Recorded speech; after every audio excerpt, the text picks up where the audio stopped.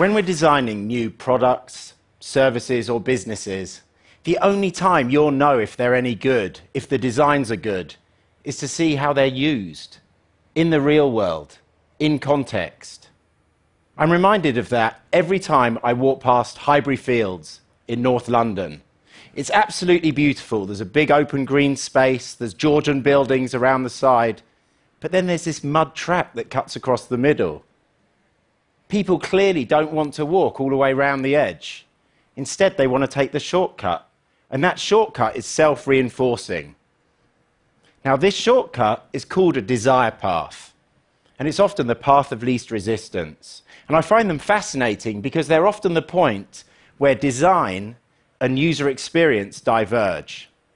Now, at this point, I should apologize because you guys are going to start seeing these everywhere. But today, I'm going to pick 3 I find interesting and share what actually it reminds me about launching new products and services. So the first is in the capital city of Brazil, Brasilia. And it reminds me that sometimes you have to just focus on designing for a real need at low friction.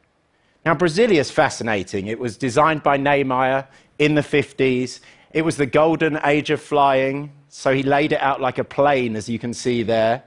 Slightly worryingly, he put most of the important government buildings in the cockpit. But if you zoom in the very center of Brasilia, just where the point is there, you see it's littered with desire paths. They're absolutely everywhere. Now, they thought that they'd future-proof this design. They thought in the future we wouldn't need to walk anywhere. We'd be able to drive. So there was little need for walkways or pavements. But as you can see, there's a real need.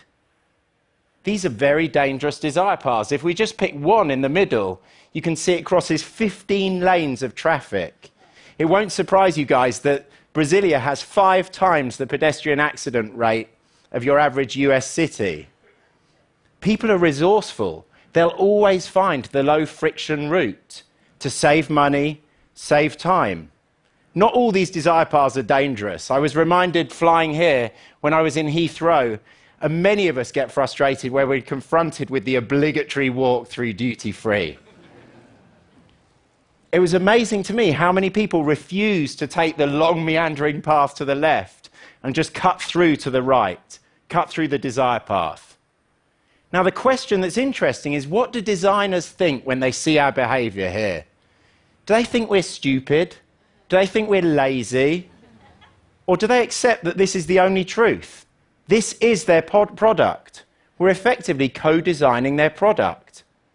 So our job is to design for real needs at low friction.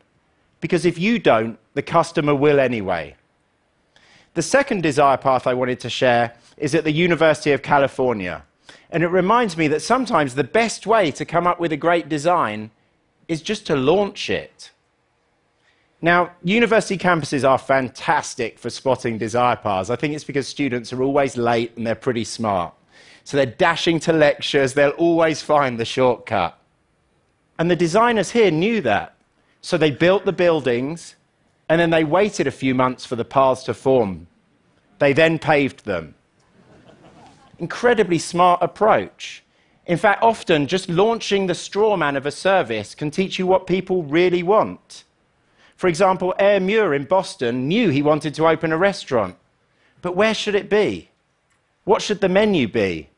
He launched a service, in this case a food truck, and he'd change the location each day. He'd write a different menu on the side in a whiteboard marker to figure out what people wanted.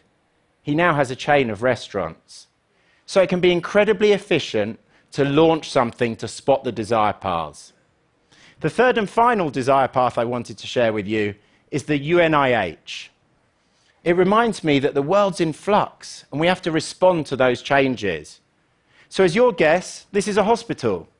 I've marked for you on the left the oncology department, and the patients would usually stay in hotels down on the bottom right. Now, this was a patient-centered organization, so they laid on cars for the patients. But what they realized when they started offering chemotherapy is the patients rarely wanted to get in cars. They were too nauseous. And so they'd walk back to their hotels. And this desire path that you see diagonally formed.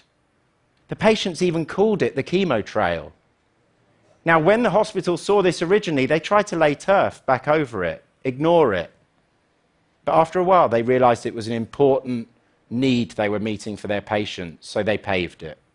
And I think our job is often to pave these emerging desire paths.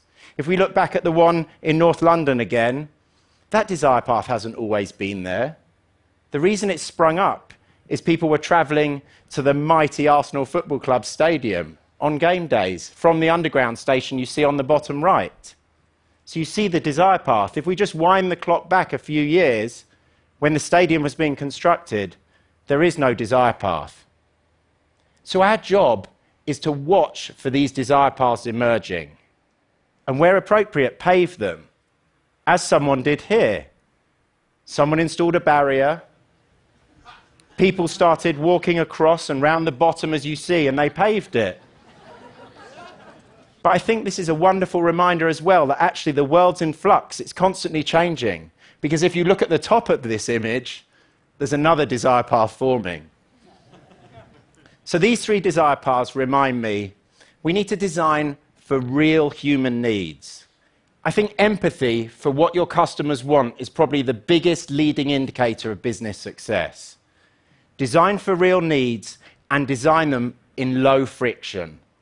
Because if you don't offer them in low friction, someone else will, often the customer. Secondly, often the best way to learn what people really want is to launch your service. The answer is rarely inside the building. Get out there and see what people really want. And finally, in part because of technology, the world is incredibly flux at the moment. It's changing constantly.